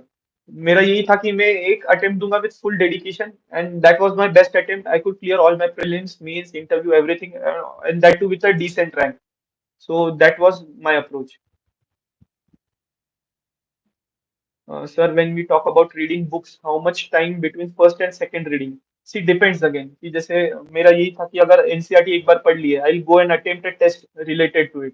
जैसे अगर मैंने हिस्ट्री एनसीईआरटी पढ़ ली है, मैं हिस्ट्री की टेस्ट पेपर दे दूंगा, और फिर हिस्ट्री की आंसर्स रिवाइज कर लूंगा।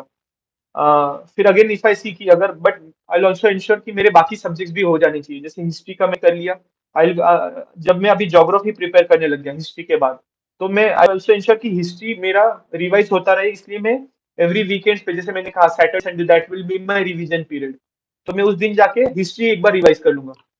एनसीईआरटी पढ़ने में अगर जैसे फर्स्ट टू रीडिंग्स आपको टाइम लग सकता है somewhere around 15 to 20 days, but उसके बाद के जो रिविजन है, हार्डली आपके 5 से 6 घंटे में आप अच्छे से NCERT 6 to 12 all the books आप अच्छे से रिवाइज कर लोगे। सो वो आपके लिए उतना बर्डन होगा नहीं। सो फर्स्ट और सेकंड रीडिंग में जैसे वही है कि आप कैसे उसको अप्रोच करना चाहते हो। अगर one subject at a time, तो आप एक बार रीडिंग करने के बाद तुरंत सेकंड रीडिंग कर सकते हो। अगर आप दो सब्जेक्ट्स एट अ टाइम कर रहे हो, जैसे हिस्ट्री कर लिया फिर उसके बाद ज्योग्राफी कर रहे हो, तो ज्योग्राफी करते करते आप हिस्ट्री रिवाइज कर लो। फिर जैसे आपका ज्योग्राफी खत्म हुआ और आपने इकोनॉमिक्स उठा लिया, तो इकोनॉमिक्स करते करते आप ज्योग्राफी रिवाइज कर लो। सो वो आपका एक पाइपलाइन मैकेनिज्म डिसाइड हो जाना चाहिए कि आपको कैसे करना है। One of the tips I would like to give is कि जैसे आप अगर आप प्रीलिम्स का पढ़ रहे हो, always take a heavy subject and light subject together. जैसे एक सब्जेक्ट बहुत फैक्चुअल है और एक सब्जेक्ट बहुत कंसेप्चुअल है। तो जैसे अगर मैं पॉलिटी पढ़ रहा हूँ जिसमें बहुत सारे आर्टिकल्स है, बहुत सारे फैक्ट्स है, चार्टर एक्ट्स, रेगुलेटिंग एक्ट्स, तो उसके साथ में कंसेप्चुअल सब्जेक्ट इकोनॉमी स्टार्ट करूंगा। So that was my approach, कि वो मुझे बहुत हेल्प करेगा हमेशा। सो ये आप कर सकते हो। Next question is how many test did you write for mains and from when? So मेरा यही था कि जो जो पीरियड था जून टू नवंबर, तो उसमें मैंने बिफोर प्रीलिम्स अपना कंटेंट डेवलप करने के लिए एक टेस्ट सीरीज ज्वाइन की थी। समवेयर उसमें मैंने 30 to 35 टेस्ट सॉल्व कर लिए थे जीएस के, एंड ऑप्शनल की एक पूरा एक टेस्ट सीरीज कंप्लीट कर दिया था। तो उससे हुआ क्या कि मेरे पास around 45 test before prelims solve हो चुके थे। When I clear my prelims, मैंने वापस जाके एक टेस्ट सीरीज फुल फ्लेज लगा ली थी, क्योंकि जैसे जैसे मैं टेस्ट सीरीज दे रहा था, उसी उसी सेम सिंक्रोनाइजेशन में मैं अपने सब्जेक्ट्स भी रिवाइज कर रहा था। जैसे कि अगर 4 दिन बाद मेरा जीएस वन का पेपर है, सो आई इंश्योर कि ये 4 दिन में मैं अपना जीएस वन खत्म कर लूँ। नेक्स्ट थिंग इज, अगर उसके अगले 3 दिन बाद मेरा जीएस टू का पेपर है, तो अगेन आई कंप्लीट। तो वो होता क्या है कि आपकी जो प्रिपरेशन की डायरेक्शन है वो रैंडम नहीं होती, समवेयर वो एक प्लान होती है। आप वही टेस्ट सीरीज के शेड्यूल को फॉलो करते हो। How many tests? हाँ, so somewhere around prelims to means try to write as much as you can. Somewhere around at least 4 iterations of GS 1 2 3 4, वो आपको बहुत हेल्प करेगी समवेयर आपका कंटेंट डेवलप करने के लिए। जो नए क्वेश्चंस है आइडेंटिफाई, जैसे वन ऑफ द मॉक मैंने जो दिया था, उसमें सार्क और बिम्स्टेक का कंपैरिजन पूछा था, और जो मैंने गलत कर दिया था मेंस के टाइम पे, बट मैंने वापस आके वही क्वेश्चन रिवाइज किया। Eventually similar question came into my polity paper, so वहां पे मैंने गलत नहीं किया। सो वही है कि यहाँ पे गलतियां कर लीजिए, वहां पे गलती करने का स्कोप नहीं रहेगा। So when did you start your preparation? Somewhere around, जैसे अगर मैं I started my preparation during my job, but the very full fledged attempt I started last year in October 2021। जैसे 10 अक्टूबर को आई गेस प्रीलिम्स हुआ था, I was not able to qualify. 16th December I decided, sorry, 16th October I decided कि just I'll go to Delhi. On 18th October, I started my preparation. So 18th October till 5 June, I completed my prelims main studies. 5th June से 15th September my mains का duration I prepared at that time. and after that 6 months for interview. So I had an adequate time to prepare. So each and everyone will have that same period. The only thing is you have to plan your activities. Um,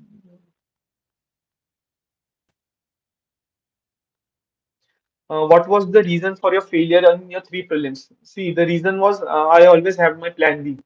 Somewhere I always kept कि नहीं, अगर अगर नहीं होता है तो मैं क्या करूंगा. So I was always in my comfort zone somewhere. Second thing was practice. मैंने टेस्ट पेपर्स बहुत कम प्रैक्टिस किए थे. I used to hardly give 20 to 30 prelims, उससे होगा नहीं. And my suggestion was at least go for 2 to 3, at least दो कोई भी कोचिंग इंस्टीट्यूट्स के आप टेस्ट पेपर्स सॉल्व कीजिए. उससे क्या होगा कि आपको डाइवर्सिटी ऑफ क्वेश्चंस मिल जाएगी. अगर कोई चीज आपकी एक टेस्ट सीरीज में छूट रही है, वो आपकी अगली टेस्ट सीरीज में कवर हो जाएगी. सो एटलीस्ट दो टेस्ट सीरीज आप कवर कर लीजिए. ये मेरा एक एजेंडा था. Second thing was maximum revision. मैंने एटलीस्ट 5 टाइम्स अपनी एनसीईआरटीज रिवाइज कर लिए थे. सो फर्स्ट वाज कि अपने कंफर्ट जोन से बाहर आइए. सेकंड, आप मैक्सिमम प्रैक्टिस कीजिए through test papers. Third was कि मैक्सिमम रिवीजन होनी चाहिए. सो समवेयर आपका वो फियर निकल जाएगा. बिकॉज लास्ट 3 अटेम्प्ट्स मेरा स्कोर ऑन एन एवरेज 69-70 था, बट लास्ट ईयर समवेयर मैं आई सॉल्व 87 क्वेश्चंस. मेरे 61 करेक्ट आए थे. समवेयर मेरा स्कोर 119 118 था. सो मेरा फॉरेस्ट का कट ऑफ भी क्लियर हो चुका था. सो वही था कि समवेयर तब नॉलेज का रेस्ट्रिक्शन तब भी नहीं था. Only thing was practice. अगर पेपर में आप बहुत ज्यादा काम रहेंगे, आपको चीजें याद आएगी. आपका पेपर सॉल्व करने का एटीट्यूड मैटर करता है. कि मेरा ये था कि एटलीस्ट 3 इटरेशंस करने हैं. पहले पहली फर्स्ट इटरेशन में at least I solve 25 to 30 question, जिसको मैं श्योर शॉट कॉन्फिडेंट हूँ प्रीलिम्स के लिए. So as to solve those questions, मैंने उनको तुरंत अपने क्वेश्चन पेपर पे मार्क किया था. क्योंकि होता क्या, अगर आप एक एक क्वेश्चन करने जाते हो, समवेयर आपका हैंड आई कोऑर्डिनेशन मिसमैच हो गया और आपने कहीं गलत मार्क किया, तो वो आपको एक नेगेटिव मार्किंग दे देगा. मेरा ये था कि सम 40-45 क्वेश्चंस में अगर आप अच्छे से कर लेते हो, मतलब 45 मिनट्स में 25 क्वेश्चंस कर लेते हो, और फिर आप 1 to 1 उसको मार्क कर लोगे, सो दैट विल हेल्पफुल. समवेयर आपके 50 मार्क्स आपके हाथ में आ जाएंगे. मेरी second iteration was around 30 minutes में, जिसमें आप मैं एटलीस्ट अपने 25-30 क्वेश्चंस और सॉल्व करने जाऊंगा. उसमें ये था कि ऐसे क्वेश्चंस जिसमें I am at least sure about 2 options and unsure of 2 options. So जिसमें मैं 50-50% कॉन्फिडेंट हूँ. उसमें try to identify some keywords. जैसे अभी नया यूपीएससी ने अप्रोच लाया है कि only one of the pairs, only two of the pairs correct. ये एक नई टेक्निक आई है. सो इसमें आप ये कर सकते हो कि आप एक बार सारे ऑप्शंस देख लो कि आपको चार ही ऑप्शंस पता होनी चाहिए. समवेयर आप उसको एनालिटिकली हमेशा ब्रॉडर पर्सपेक्टिव से लेके चलो. You can identify. सो अगले जो सेकंड इटरेशन थी, that was my decision making iteration, कि कौन से क्वेश्चन अटेम्प्ट करने हैं और कौन से नहीं. मेक श्योर कि पूरा पेपर सॉल्व नहीं करके आना है. अननेसेसरी आप नेगेटिव करके ही आओगे. सो मेरा ये अप्रोच था कि अगर 100 क्वेश्चन है, यूपीएससी एटलीस्ट 12 to 14 क्वेश्चन ऐसे रखेगी जो किसी को नहीं आते. हाँ, आप उसमें तुक्का लगा सकते हो, that is your choice, but I would try to say कि प्ले सेफ. अननेसेसरी नेगेटिव मत बढ़ाइए समवेयर, क्योंकि आपको यू नेवर नो, आपके बाकी के क्वेश्चंस भी गलत होने के चांसेस हो सकते हैं.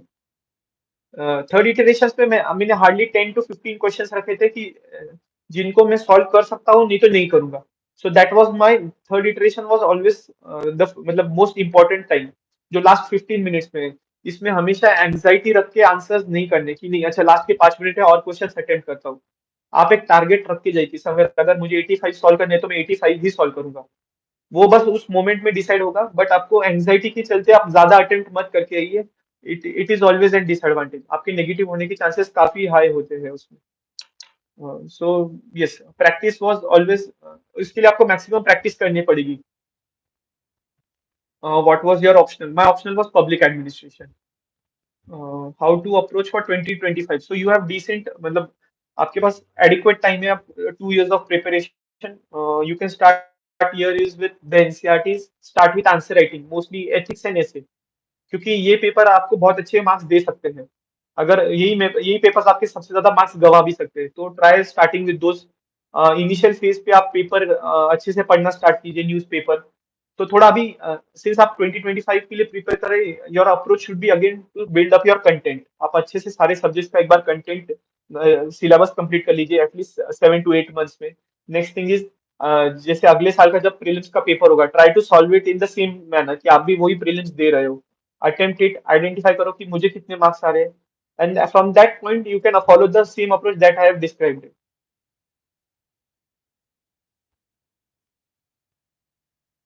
And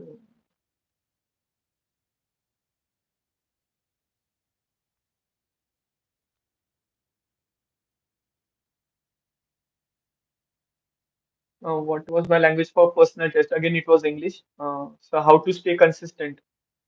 You have to means try to identify your motivation somewhere.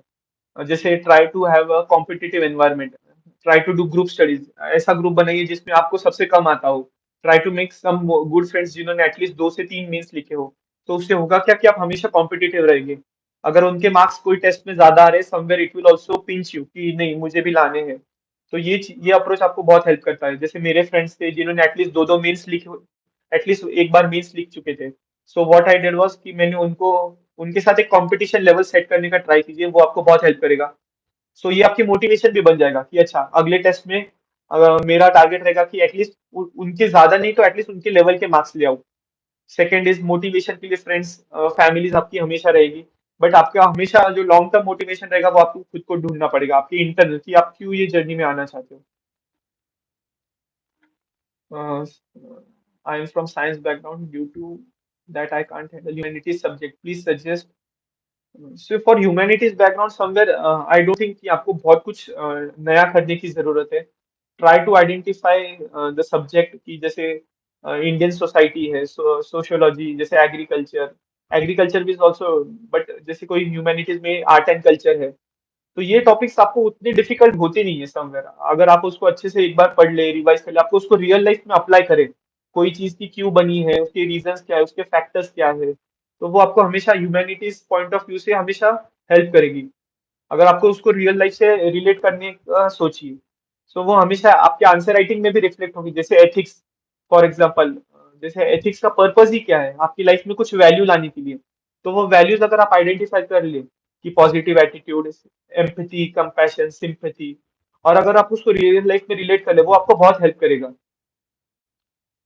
सो और ह्यूमैनिटीज के लिए आप वही है कि आप आंसर राइटिंग कीजिए, समवेयर आपकी वोकेबलरी अच्छे से होगी, आप आंसर अच्छे से कंस्ट्रक्ट कर पाएंगे। सो वो आपको बहुत अच्छा हेल्प करता है। Sir, my English language is weak and there is so many spelling mistakes. See, no issues. English, nobody is going to judge you by your English unless the qualifying paper. तो आपका approach यही होना चाहिए। अगर English नहीं है तो daily मैंने वही कहा कि आप न्यूज़पेपर पढ़िए, द हिंदू या Indian Express. Try to read the editorials, वो आपको अच्छे से कीवर्ड देंगे। समवेयर आप जब तक आप इंग्लिश में बात करना स्टार्ट नहीं करेंगे वो आपको नहीं करेगा। ट्राई टू अपने फ्रेंड सर्कल से या जिसको अच्छे से इंग्लिश आती है उसके साथ डेली फोन पे बात कीजिए। एक 15 मिनट्स, 20 मिनट्स समवेयर आप आईने के सामने बैठ के प्रैक्टिस कर सकते हैं। That is one of the very good approach जो मैंने भी इंटरव्यू के टाइम किया था। जब आप आईने के सामने बात करते हो वो आपका कॉन्फिडेंस बढ़ाता है। सबके अपने आप इंग्लिश के जैसे बेसिक ग्रामर्स पे काम कर सकते हो, तो आपकी वोकेबलरी अच्छी हो जाएगी। But English should not be a disadvantage for means more specifically. So for compulsory Indian language, my subject, since I am from Maharashtra, I selected Marathi as my subject. And मेरी मराठी भी वैसे बहुत week थी, so I took help of my parents, जिन्होंने मुझे बहुत सारे जो प्रोवर्ब्स होते हैं, पैसेज होते हैं ऐसे, उसके लिए मुझे उन्होंने बहुत हेल्प की। So something the same preparation I did in this short duration from prelims के means के बीच में जो 2 2 ढाई महीने थे, मैंने उसी पीरियड में अपनी मराठी प्रिपरेशन भी की है। So how is only as Prahar notes for meals? It is good actually. I had referred many of them, more specifically for ethics and GS3, क्योंकि उसमें फैक्चुअल एग्जांपल्स बहुत अच्छे हैं जो आपको बहुत हेल्प करेंगे। और उनकी और एक बुक आती है ओनली आइस की, एथिक्स थ्रू डायग्राम। अगर आप वो बुक कहीं आपको मिल जाए तो आप देख लीजिए। वो बुक बहुत अच्छी है। उसमें डायग्राम्स प्रोवाइड किए हैं जो आप एथिक्स के पेपर में यूज कर सकते हो। जैसे उन्होंने अकाउंटेबिलिटी, बिहेवियर, एटीट्यूड, रिस्पॉन्सिबिलिटीज, उनके कोरिलेशन में तो उन्होंने कुछ चीजें अच्छे से प्रेजेंटेबल की है। जैसे वन ऑफ द एक इक्वेशन था, जैसे accountability plus sorry authority minus responsibility is equal to corruption. तो ऐसे कुछ मैथमेटिकल फॉर्म में उन्होंने एक्सप्रेशंस क्रिएट कर रखे रखे हैं। जैसे कुछ ट्रायंगल चार्ट्स, पाई चार्ट्स। तो ये आपको बहुत अच्छा हेल्प करता है आपका पेपर प्रेजेंटेबल बनाने के लिए। So you can go and check that book. Again the name of the book is only as ethics through diagram. It is available on their website, if I'm not wrong. You can check that. Sir, how to improve writing skills, see you have to write some point of time आपके answers बहुत खराब होंगे, बहुत worst होंगे. When I gave my first 3 hours paper for GS2, I almost I was writing it for 4.5 hours, and मेरे marks भी almost 55 या 52 ही आए थे. So but over the time I try to improve कि कहाँ गलत जा रहा हूँ, what was I was writing, कि इसमें मैं कुछ जजमेंट ऐड कर सकता था क्या. अगर मैं पॉलिटी का आंसर लिख रहा हूँ, my introduction should always have the name of the article. जैसे गवर्नर, फॉर एग्जाम्पल अगर प्रेसिडेंट पे पूछा है, तो my answer should always start with article 52 to 59, कि the such articles of the constitution manner of election and the power of executive. So that should be the approach. Answer writing over the time develop होती है. So it's इसीलिए मैंने कहा कि ये जो जून to दिसंबर का टाइम पीरियड है, इसमें आप एम्पल ऑफ आंसर राइटिंग कर सकते हो, आपके पास बहुत स्कोप होता है इंप्रूवमेंट का. बट अगर वही आप प्रीलिम्स के बाद वो 3 महीने में करने जाओगे, आपके लिए हमेशा नहीं होगा, क्योंकि समवेयर आपको कंटेंट डेवलप करना होगा, आपकी आंसर राइटिंग करनी होगी, आपको टाइम मैनेजमेंट करना होगा, और ये चीजें 3 मंथ्स में बहुत हार्ड हो जाएगी. समवेयर वो आपका प्रेशर और बिल्डअप कर देगी. So what was your essay score? So my essay score was 190. Yeah. So yes, I'm done with all the questions in the chat. So yes, thank you so much. If there are any questions, you can just ping into the chat. I'll answer them. But thank you, UPSC Times, for providing such an opportunity. I would recommend all the students to be motivated, keep studying, do maximum answer writing, revisions हमेशा कीजिए. Study material बहुत restricted रखिए, unnecessary उसको diversify करने की जरूरत नहीं है. And it will always help you, because और अपना मोटिवेशन मत गवाइए, कि if you are in the journey have that attitude कि मुझसे होगा, because believe me I have been the most average person in my life, and somewhere I have qualified it. So I can definitely tell that any other person who wants to prepare for UPSC will do it, because this is not a normal thing you are doing. Somewhere this is out of the mainstream. So for that you need to have that confidence, you have to need that focus, you have to have that discipline. अगर आपके पास ये तीन चीजें हैं, you don't need any other motivation. I don't think so. You all are capable and you can eventually do it. So I'll end this session, and thank you everyone for coming to this session. Hope I have cleared all your doubts, and yeah, thank you.